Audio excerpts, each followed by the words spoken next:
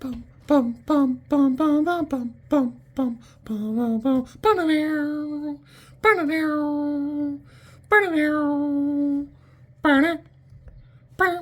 bum bum. We watched Mission Impossible 6 Fallout.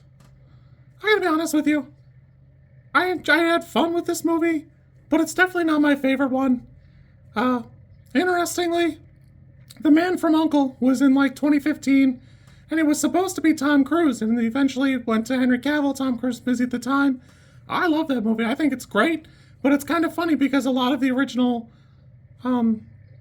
Mission Impossible stuff is tied up in Cold War stuff, and I think that movie is great. I enjoy Henry Cavill in that.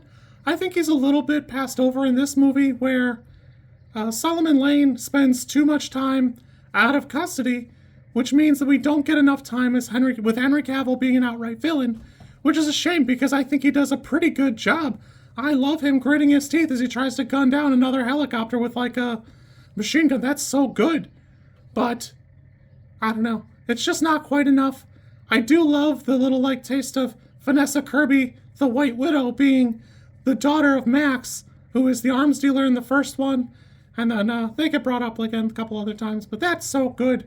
I love that little like connected universe bit, even if it's not like a huge and great payoff.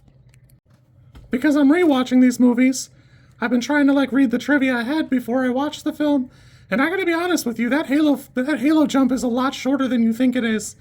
It's pretty good, but I would not have guessed it was that big of a deal, like just at a glance.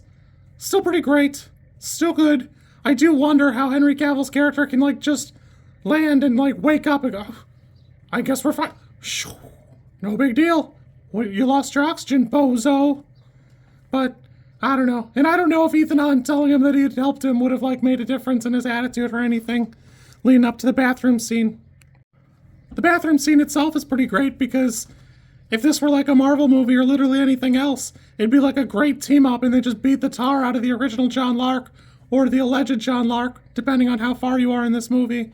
And boy, they're not in each other's way so much as like John Lark is just beating the shit out of both of them. So I think that does a pretty good job of like, I don't know, it's not foreshadowing, it's just like a good, not every team up needs to be like a 10-star beatdown, you know? I did forget about like the mid-movie scramble of like plot lines, and it's sad to see Alec Baldwin go. It was good to see him like in on another like, I don't know what you call that, like a heist almost, but it was sad to see him go. I forgot he goes in this one. It does kind of like open you up to, man, what happened to Lawrence Fishburne that he doesn't show up in any of these other movies? Because like I thought he was pretty good. It'd be cool to have him come in. Jeremy Renner says outright that like they invited him back, but to kill his character off, and he refused the role because of that. So hopefully he pops up in this next one or the one after it, because I don't know. It feels like it's just the Ethan Hunt show because everybody else dies or retires or disappears off screen.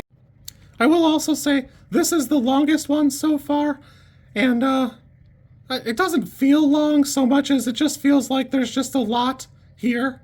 I'm really surprised that like Isla Fisher reappears, and she's on the hunt for Solomon Lane too, but she wants to kill him, and I'm surprised it's not personal for her. It's kind of cool that it's not, but I almost feel like it would give her character more gravitas, even though we just saw that, and I think it was 4, where they wanted to kill the assassin, but it does feel kind of odd that, you know, she's just kind of ambivalent about it.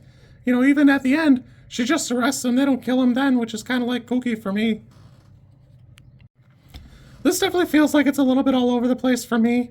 The quality just seems kind of weird. Every now and again, there's like a quick rough shot, and it's real grainy. So much so that I actually thought it was like trying to insert like a flashback or something.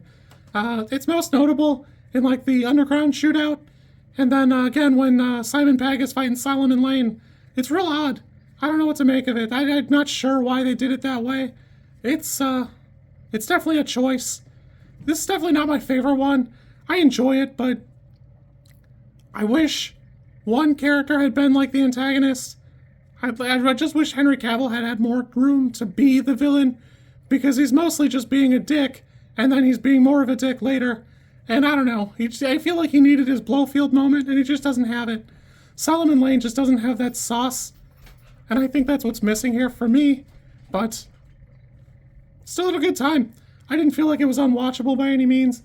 I don't understand the people rating it a 10. But, I don't know. I'm on the fence. It could be a 6 or an 8, honestly, because it's a little bit all over the place. It's fun, and it's definitely Mission Impossible, but it needed a little bit something or more time to cook.